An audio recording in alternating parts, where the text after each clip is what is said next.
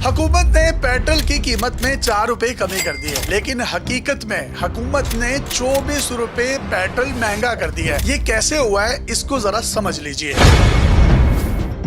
30 मई को पेट्रोल की x refinery कीमत थी 263 रुपए 95 पैसे। अब एक्स रिफाइनरी कीमत क्या होती है, इसको समझ लीजिए। जब भी खाम तेल बाहर से आता है रिफाइनरी में, तो उसमें से जब हम अपना पेट्रोल और डीजल निकाल लेते हैं और उसको एक टैंकर में लोड कर देते हैं, और टैंकर वाले को कहा जाता है कि इस पेट्रोल या डीजल को पेट्रोल पंप्स पर जाकर ऑफ लोड कर दो या खाली कर दो, तो वो होती है एक्स रिफाइनरी प्राइस। इस एक्स रिफाइनरी प्राइस पर किसी भी किस्म की कोई लेवी या टैक्स वगैरह नहीं होता, जो कि पेट्रोल की एक्चुअल कीमत होती है। तो वो 30 मई को कीमत कितनी थी? 263 रुपए 95 पैसे। अब आ गया 6 जून, यानी एक हफ्ते के बाद वो एक्स रिफाइनरी कीमत 263 रुपए 95 पैसे से कम होकर हो गई 235 रुपए 37 पैसे, यानी 28 रुपए 58 पैसे की कमी हुई। होना तो ये चाहिए था, ये जो 28 रुपए 58 पैसे की कमी हुई है, हुकूमत ये 28 रुपए 58 पैसे पेट्रोल की कीमत पूरे मुल्क में कम करती और अवाम जो महंगाई में पिस रही है उनको ज्यादा से ज्यादा रिलीफ देती। लेकिन हुकूमत ने यहाँ पर एक बारीक वारदात डालते हुए सिर्फ 4 रुपए पेट्रोल की कीमत कम कर दी और बाकी जो 24 रुपए 74 पैसे थे वो लेवी की मद में बढ़ा दिए।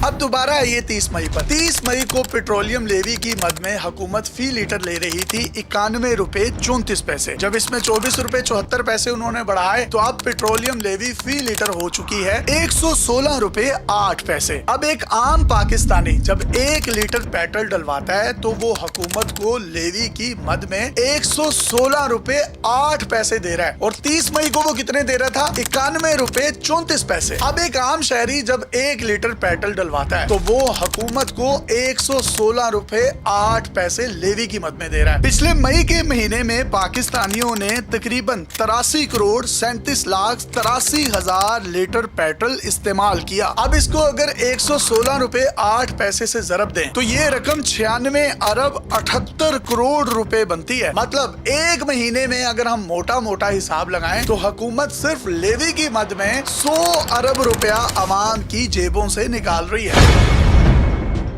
अब पेट्रोल की कीमत 28 रुपए कम हुई थी, इन्होंने 4 रुपए कम की और 24 रुपए 74 पैसे जो है वो लेवी बढ़ा दी। अब इन 24 रुपए 74 पैसे को अगर हम 83 करोड़ 37 लाख 83 हजार के साथ जरब दें, तो हुकूमत ने 20 अरब 62 करोड़ रुपए की एक इजाफी रकम अवाम की जेबों से टैक्स या लेवी की मद में निकलवा ली है। और अवाम समझती है कि 4 रुपए लीटर जो है वो पेट्रोल हुकूमत ने कम कर दिया है, तो अब हम नहा भी सकते हैं पेट्रोल के साथ, हम लुडियां डालेंगे, भंगड़े डालेंगे, क्योंकि 4 रुपए कम हुए हैं, सदके देंगे काले बकरों के। और हुकूमत ने अवाम का इतना सोचती है कि इससे बेहतरीन कोई हुकूमत हो ही नहीं सकती। लेकिन हुकूमत इन भोली भाली अवाम के साथ ये ऐसी बारीक वारदात हर दफा डालती है, और ये मजीद आगे भी डालते रहेंगे। मतलब 100 रुपए 150 रुपए आप पेट्रोल की कीमतें बढ़ाएंगे, और जब आपने कम करनी होगी, कभी 6 रुपए कम कर देंगे, कभी 4 रुपए कम कर देंगे, और दूसरी तरफ आप लेवियां 24-24 रुपए बढ़ा देंगे, तो अवाम को तो किसी भी किस्म का कोई रिलीफ ना मिला।